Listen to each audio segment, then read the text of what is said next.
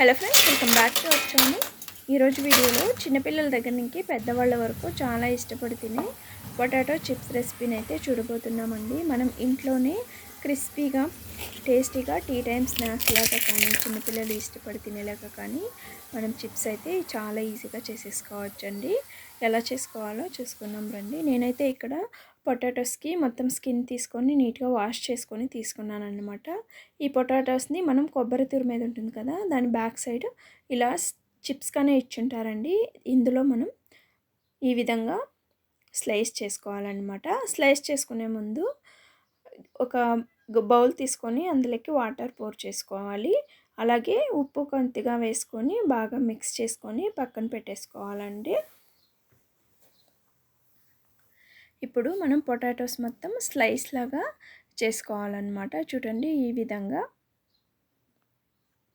మనకు స్లైస్ ఎలా ఉండాలంటే నీట్గా ఇటు సైడ్ నుంచి చూస్తే అటు సైడు కనబడేలాగా ఉండాలి. చూడండి ఇక్కడ ఎంత పల్చగా ఉన్నాయో ఈ విధంగా మనము స్లైస్ అనేవి చేసుకోవాలన్నమాట.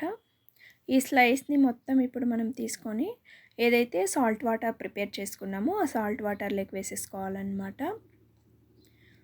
వేసుకున్న తర్వాత ఇలాగే మిగతా పొటాటోస్ని కూడా మనము స్లైస్ లాగా చేసుకొని సాల్ట్ వాటర్లో వేసేసుకోవాలి. సాల్ట్ వాటర్లో వేసుకుంటే ఏమిటంటే మనకు కలర్ అనేది చేంజ్ అవ్వదండి, ఇలాగే వైట్గానే ఉంటాయి స్లైసెస్. ప్లస్ టేస్ట్ కూడా మనకు చాలా బాగా వస్తుందన్నమాట. ఇప్పుడు వాటర్లో తీసి మనం ఇలాగే డైరెక్ట్గా ఆయిల్లోకి వేసుకుంటే చిట్లుతుంది కనుక మనము ఇలా ఒక పొడిగుడ్డ తీసుకొని మొత్తం స్లైసెస్ అన్నీ ఇలా పొడిగుడ్డ మీద వేసేసుకోవాలన్నమాట ఒక్కొక్కటిగా. చూడండి, ఈ విధంగా నేను ఇక్కడ చూపిస్తున్న విధంగా మొత్తం ఇలా వేసేసుకోండి. వేసుకున్న తర్వాత ఒక కాటన్ క్లాత్ తీసుకొని మొత్తం ఇలా వెట్నెస్ని లేకుండా ఇలా నీట్గా ఒత్తేయాలన్నమాట. ఇలా చేసేసుకుంటే మొత్తం పొటాటో స్లైస్ మనకు డ్రై అయిపోతాయి అన్నమాట. ఇలా చేసుకున్న తర్వాత స్టవ్ పైన ఒక కడాయి పెట్టేసుకొని డీప్ ఫ్రై కానీ మనం ఆయిల్ వేసుకోవాలండి.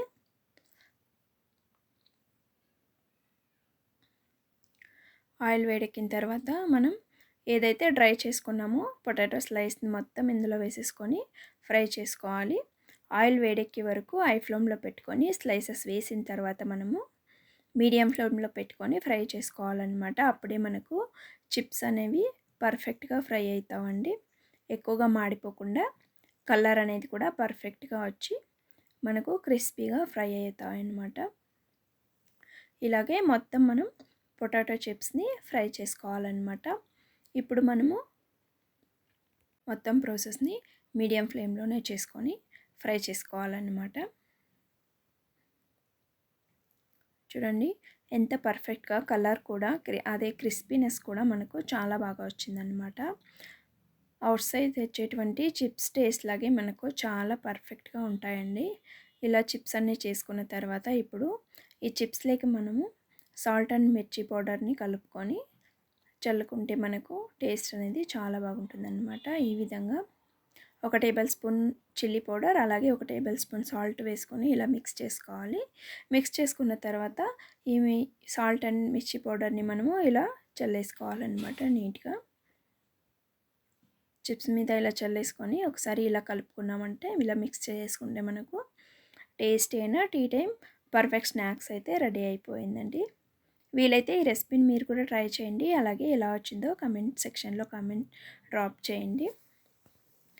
అలాగే వీడియో నచ్చినట్లయితే ఒక లైక్ ఇవ్వండి. మీ ఫ్రెండ్స్ అండ్ ఫ్యామిలీ మెంబర్తో షేర్ చేసుకోండి. అలాగే ఇలాంటి క్విక్ అండ్ ఈజీ టేస్టీ అయిన రెసిపీస్ మన ఛానల్లో చాలా అప్డేట్ అయ్యాయండి.